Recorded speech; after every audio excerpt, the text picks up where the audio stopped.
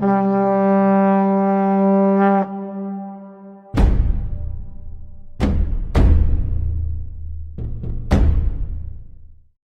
pessoal, tudo bem com vocês? Espero que sim. Estamos começando mais um episódio do Pode Tudo com Cast! Aqui estamos com o professor Márcio Busato e com o professor Olá, pessoal. Roberto, mais conhecido como Bob. Saudações, galera! Gente, vamos para as perguntas, né, que todo mundo quer saber. Professor Busato, o senhor estudou na USP? Como foi pro senhor? Sim, eu entrei na universidade na década de 90, mais precisamente em 90 mesmo. Me formei em 95. Uma experiência super bacana. A graduação te dá uma vivência de vida muito boa. E durante esse tempo eu cursei, foram 2 graduações. Uma de Ciências Biológicas e a outra de Matemática. Top. Bastante coisa. Professor, um comentário. Hoje a gente estava tendo aula com o professor Bob, ele falou: quanto mais a gente conhece, mais a gente sabe que a gente não conhece. Você acha que é isso também na graduação do senhor? Sim, exatamente. Por quê? Porque na matemática você não consegue ter um domínio de tudo. Tá? Sempre vai ter alguém que domina mais que você em algum campo da matemática. Sim.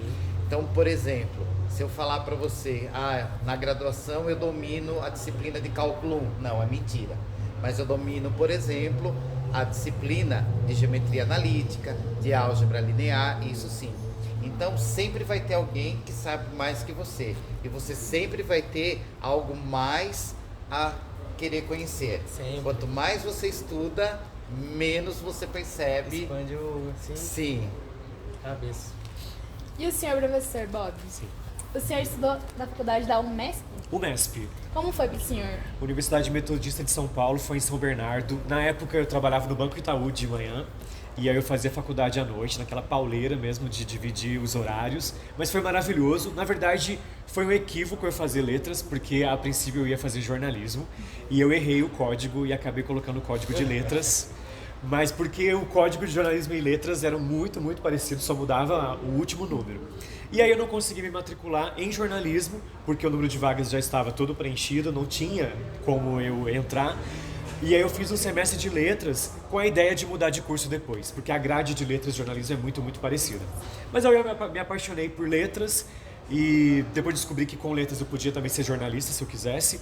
Me formei, fiz estágio em sala de aula. Quando eu experimentei o chão da sala de aula, eu percebi que ali era o meu lugar e foi o erro mais acertado da minha vida. Não me arrependo e foi uma época muito, muito, muito boa. E isso que é muito importante, né, gente? Fazer o que a gente menos esperava. O professor aqui queria fazer jornalismo e de repente fez letras. E hoje é um excelente professor de português, igual o nosso professor Busato, que é um excelente professor de matemática. Obrigado. Agora vai, Gui. Parece que foi o destino, né, professor? Era pra ser uma coisa, mas não era pra ser, e hoje em dia o senhor tá aqui. Verdade. Poderia estar lá no Jornal Nacional, fazendo alguma coisa assim, né? Âncora do Jornal Nacional. Mas como jornalista, eu me imaginava como repórter de rua mesmo, ou trabalhando numa sessão, sabe? É isso que eu tinha em mente, né? Mas como professor, eu posso ser o que eu quiser, até dinossauro. Eu posso ser repórter, porque na sala de aula o professor é um artista. Sim. Né? A gente tem que usar a criatividade, abusar da criatividade para poder... Fazer uma aula legal. Didática é uma ciência, né? Então você tem que explorar o máximo de criatividade. E pra você, senhor? Como que você já pensou assim em fazer alguma outra faculdade, né? Na sua adolescência, se matemática sempre foi o que você queria? Não. A minha história é um pouco parecida com a do Bob. Por quê? Porque na época eu era monitor de mergulho. Nossa. E eu queria fazer biologia na PUC de Campinas e depois fazer uma especialização em oceanografia, que era vamos dizer assim, o que eu mais gostava na época, né? Sim. Mas acontece que nesse percurso eu tive alguns problemas de família e aí desviou todo o meu curso. Quem acabou fazendo a minha inscrição para o vestibular foi a minha mãe, por uma procuração. Eu não queria prestar esse vestibular, prestei, aí eu não queria fazer essa faculdade, acabei indo porque minha mãe fez a minha inscrição por procuração. Olha aí. E era o último dia de inscrição, só tinha inscrição no curso de matemática. E quando eu entrei, um professor veio conversar comigo que como eu fui o segundo colocado no vestibular, ele teria uma bolsa de estudos para mim, para estudar geometria de Riemann, e que eu não ia pagar a faculdade. Eu falei, entre fazer cursinho de novo e não pagar a faculdade, eu preferi não pagar a faculdade. Foi ingressou. E ingressei. E aí ele sempre falava assim para mim, seja um professor melhor do que os professores que você teve. E eu trago isso para minha vida. Tá levando até hoje em Eu dia. posso abrir um parêntese? Claro. Porque tem uma história que ele me contou sobre essa fase do mergulho, que foi muito interessante, porque as modalidades que ele aplicava parecem nomes de romances, românticos. Fala pra gente, vamos lá, primeiro romance. Foi Resgate. Isso, não é nome de romance? Começou uma saga. Resgate. Segundo. Mergulho Profundo. Olha isso, gente, é nome de livro romântico. E depois? Mergulho Noturno. Pensa, é uma saga. É uma saga. Que isso, cara. Vamos lá, uma perguntinha aqui. Agora iremos trabalhar sobre o analfabetismo.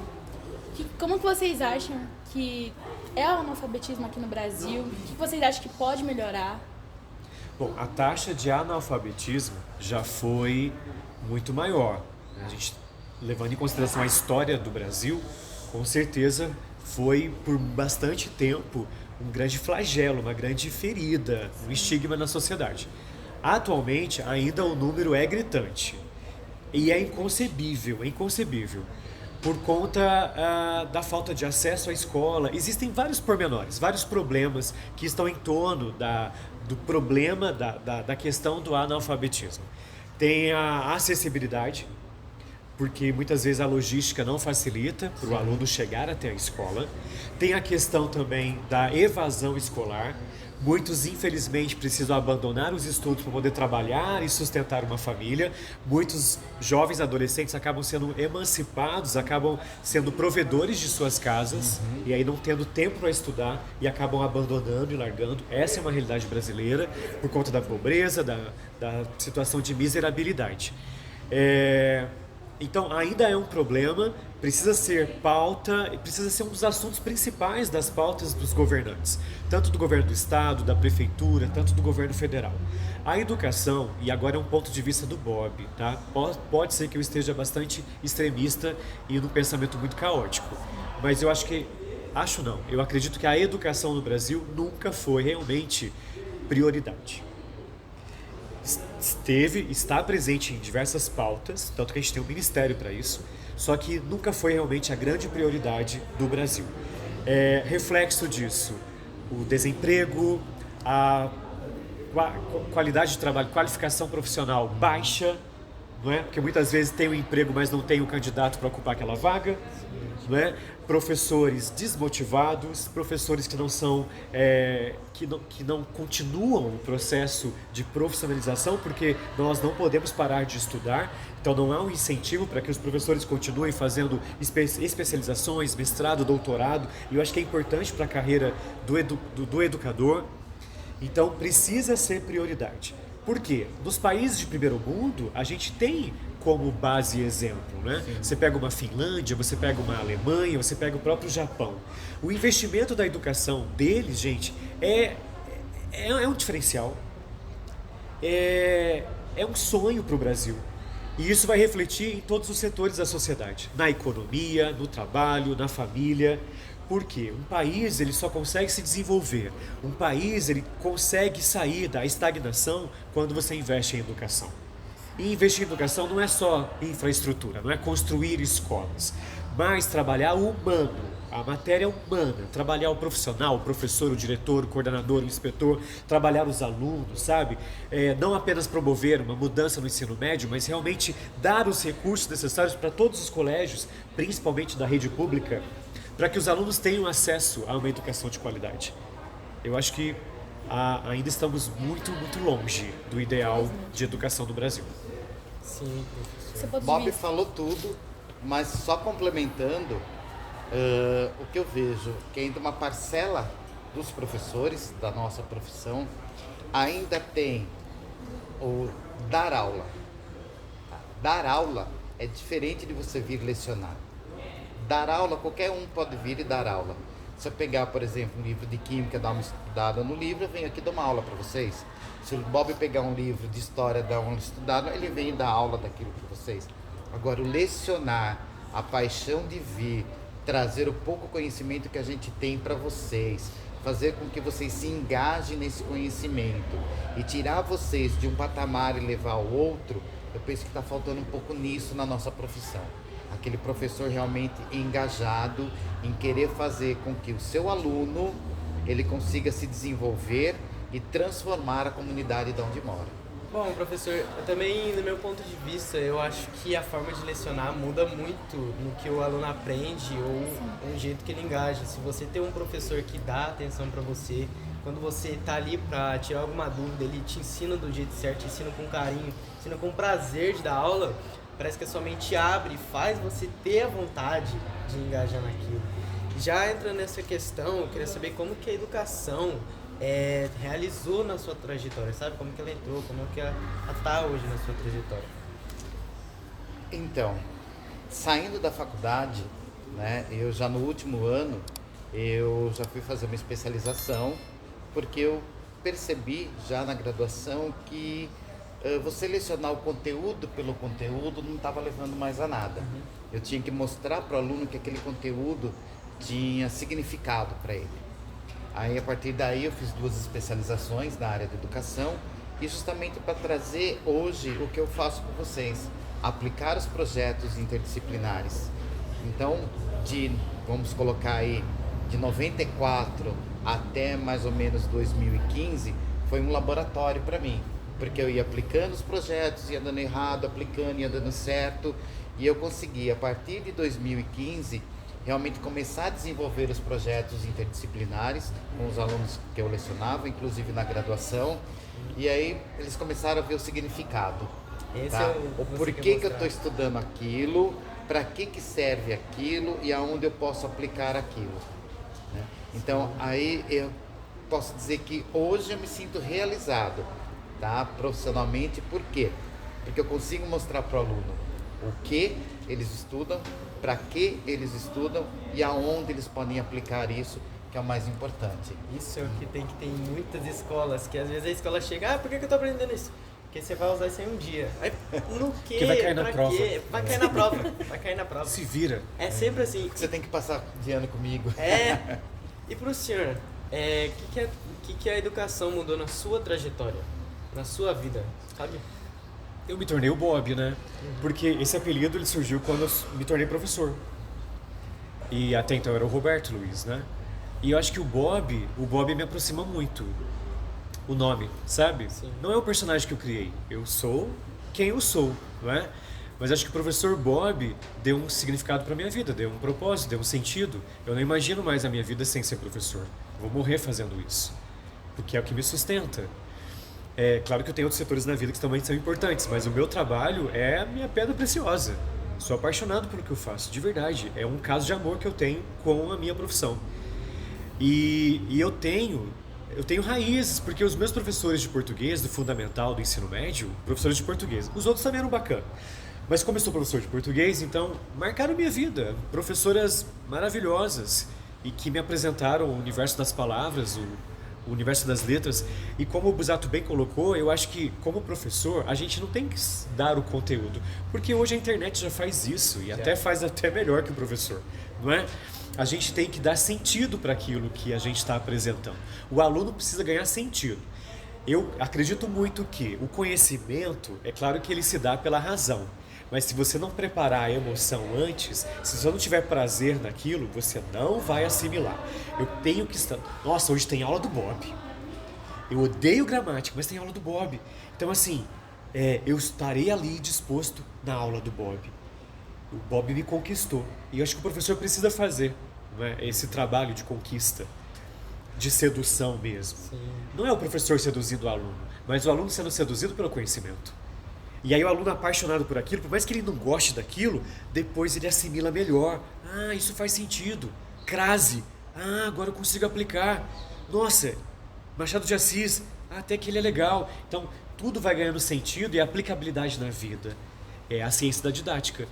que a gente aprende na faculdade, mas aprende mais nas experiências e vivências do dia a dia. É a didática. E a gente vai construindo o nosso portfólio, né? O jeito Bob de ensinar, o jeito Busato de ensinar, e assim como dos demais professores. Não existe aqui o melhor professor. Cada um tem o seu jeito de ensinar. Mais pessoal. E aí todos juntos, aí formam uma equipe sólida. Não é? Porque o conteúdo gramática, qualquer professor de português pode dar. Claro. Mas o jeito Bob de ensinar é só meu. É pessoal. Exato. E agora, uma pergunta top, hein, gente? Vocês vão gostar. Descrevam pro público quem são vocês. Quem é o Bob e quem é o Busato. Que o público de casa quer saber, né? Vai, Busato. Você nasceu primeiro. O Busato hoje é um cara já vivido, com algumas máculas que aconteceram, mas que fizeram crescer muito, não só profissionalmente, mas como pessoa. Mas é um cara super de bem, super de boa, que adora fazer o bem, adora ajudar, que tá aí pro que deve com aquela pessoa que se mostra para ele ser amigo, ser companheiro. É um cara que ama os filhos, tá? Apaixonado pelos pais, mas tem hoje os netos como prioridade, né? E eu creio que é isso, um cara de bem com a vida, tá? Realizado, tá? Assim, profissionalmente muito, como pessoa muito, e acho que é isso.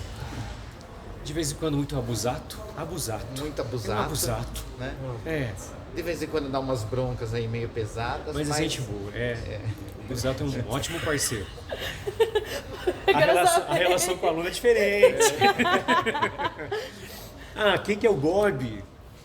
Eu acho que posso dizer que o Bob é um sonhador.